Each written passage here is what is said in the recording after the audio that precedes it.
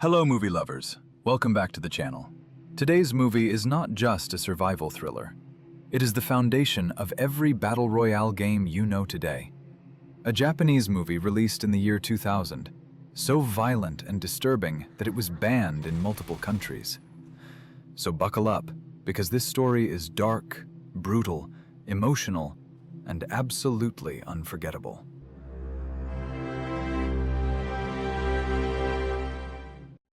The story takes place in the near future. Education has lost its value. Students realize that no matter how hard they study, jobs no longer exist. Unemployment spreads across the country. Students stop attending school, and many of them slowly turn into criminals.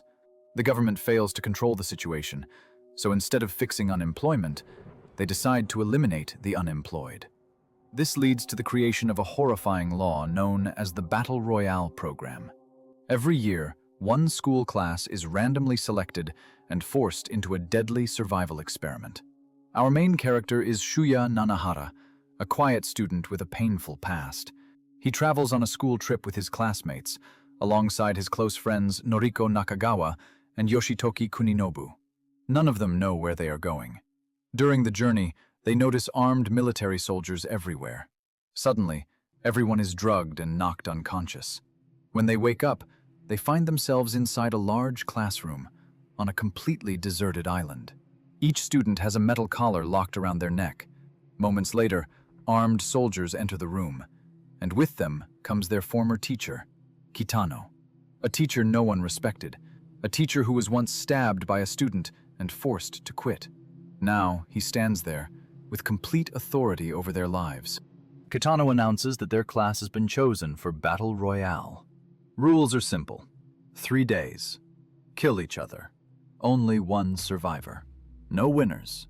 Only survivors. The collars track their location. Listen to their voices. And explode if rules are broken. If more than one student survives, everyone dies. At first, the students think it's a joke. But when a girl keeps talking during the video, Kitano throws a knife. It hits her head. She dies instantly. When students try to attack Kitano, he activates their collars remotely. Multiple students die within seconds. At that moment, everyone understands the truth. This is not a game. Each student receives a survival bag, food, water, a map, and one random weapon.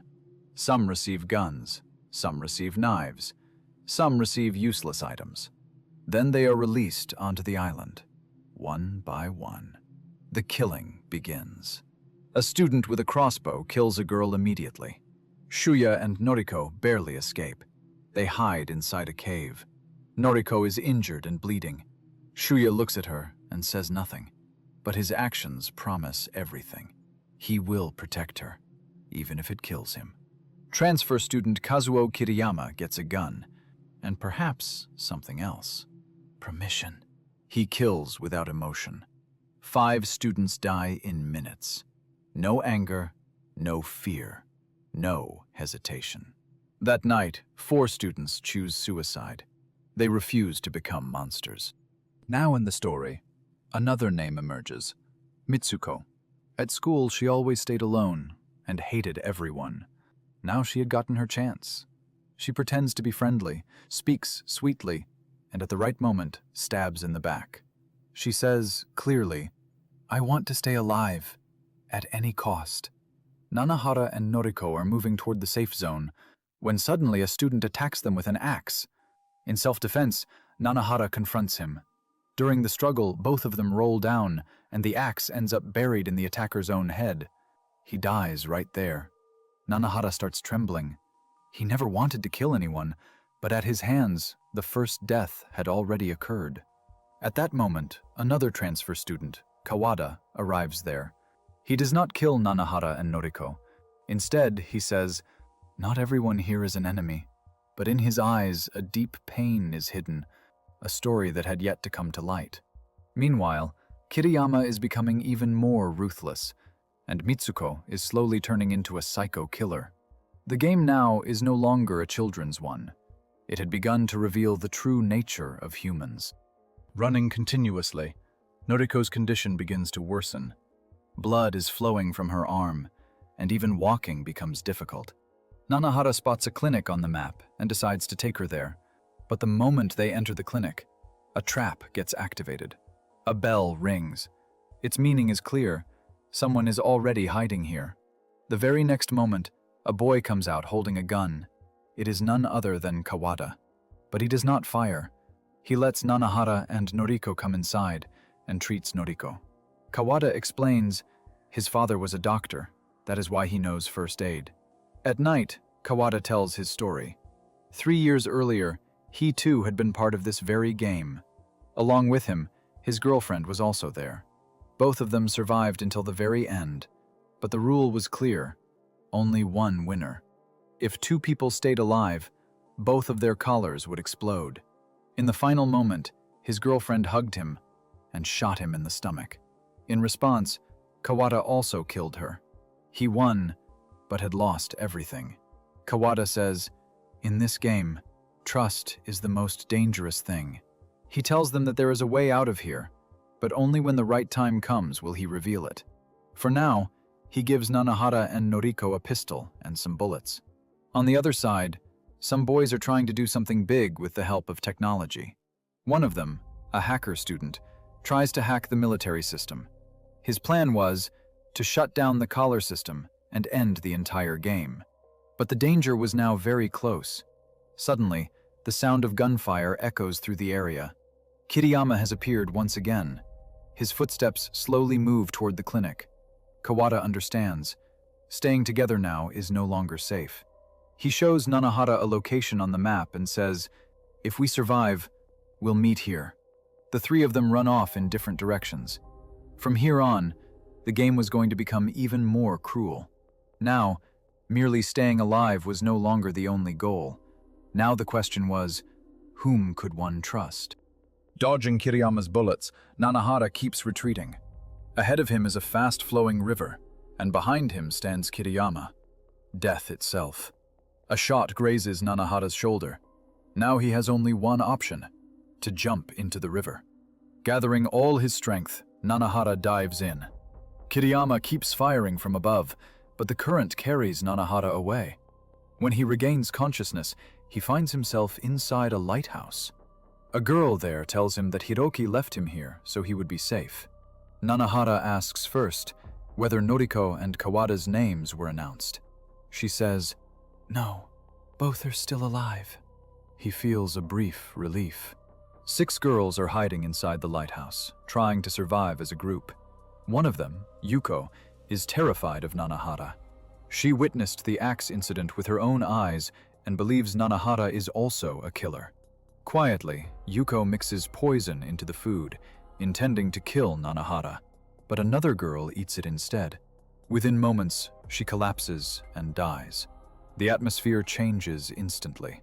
Everyone begins suspecting each other. Who poisoned the food? The argument turns into panic. Then, gunfire erupts.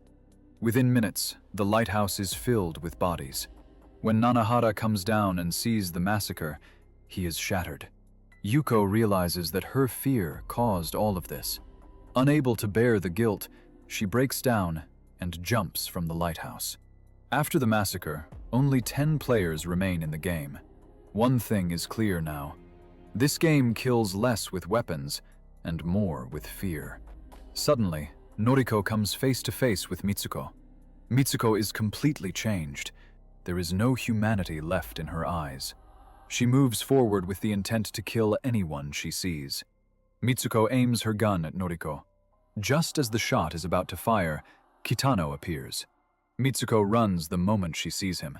Kitano hands Noriko his umbrella and walks away without a word, leaving behind only questions. Soon after, Nanahara arrives, walking with a stick. He and Noriko meet again. This reunion becomes a spark of hope. Nanahara says, from now on, he will protect Noriko no matter what.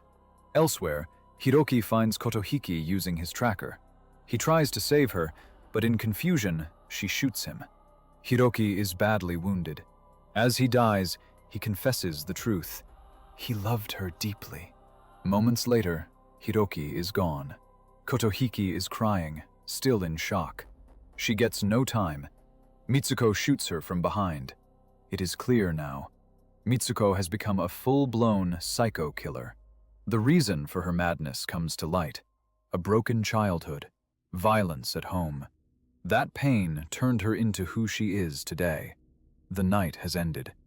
The third and final day begins. Only a few remain in this game of death. And now, every step forward is more dangerous than the last. On the other side, the hacker student Shinji finally executes his plan. He releases a deadly virus into the military system. For a moment, the entire control system goes blind. Red zones, tracking, cameras, all collapse. Shinji believes this might end the game. Shinji and his friends build a homemade bomb. The plan? Attack the military base and escape this hell. But fate intervenes. As they load the bomb, Kiriyama suddenly appears. Without a word, he opens fire. Shinji's friends die on the spot. Shinji knows there is no escape. He pulls the trigger. A massive explosion follows. Shinji dies instantly. Kiriyama survives, but the blast leaves him completely blind. The explosion echoes far.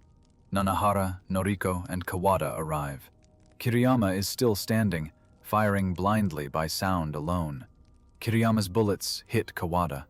Wounded, Kawada fires back. This time, the shot lands. Kiriyama falls.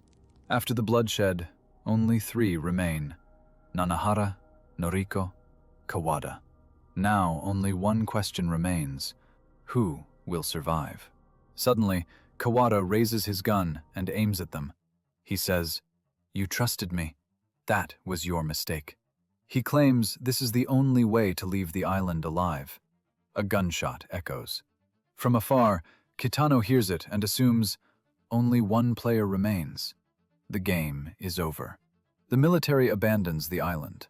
Moments later, Kawada reaches Kitano, limping. Then, Nanahara and Noriko appear. The truth is revealed. Kawada never fired real bullets. It was all an act to force the military to leave. Kitano shows a painting. Everyone dead, only Noriko alive. He says, "If I could choose, she would be the winner." His loneliness is clear.